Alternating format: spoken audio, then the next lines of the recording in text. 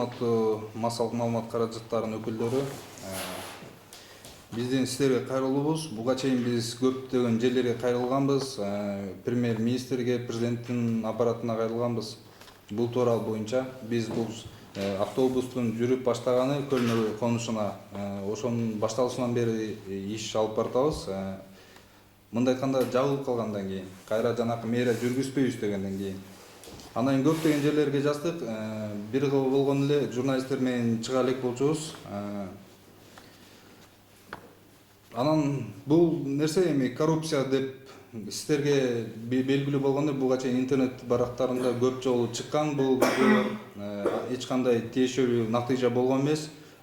Анан карасаңыз YouTube каналдарынан деле карасаңыздар болот. Ал жерде мынакей УГТ башкармалыгынын ичинде коррупциянын аябай чоң экени билинип турат. Ал жерде анткени Койчубаковдун, Нурлан Койчубаковдун сүйлөгөн запистеги сөздөр бар. Ал жерде мен айта алам, мындай айтканда далилдүү мындай аябай сөз болбосо да кыйтылган сөздөр бар.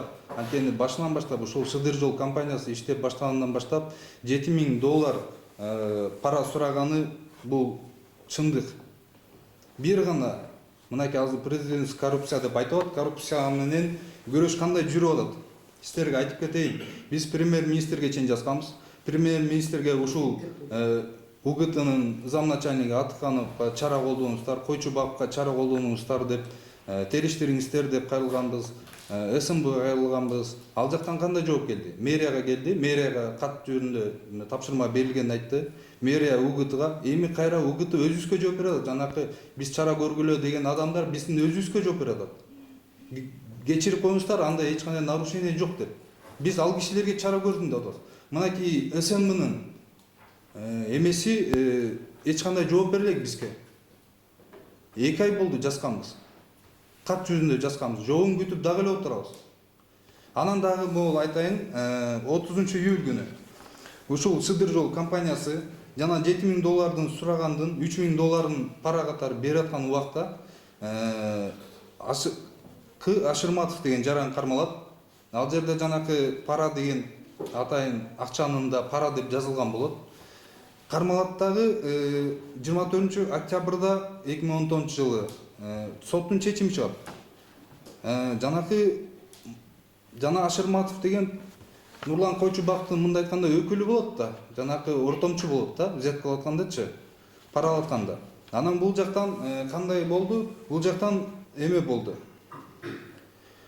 Коррупция деген беренени мошенничествого өзгөрттү.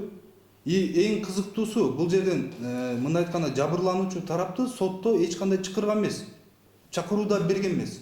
Алар өзүнүн сөзүн айткан эмес. Бул жерден болду сөз.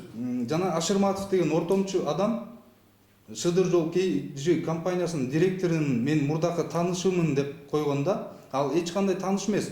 Сыдыр жол компаниясынын директорун эч кандай тааныбастыгын ал сотто айтайын десе, аны сотко чакырган эмес.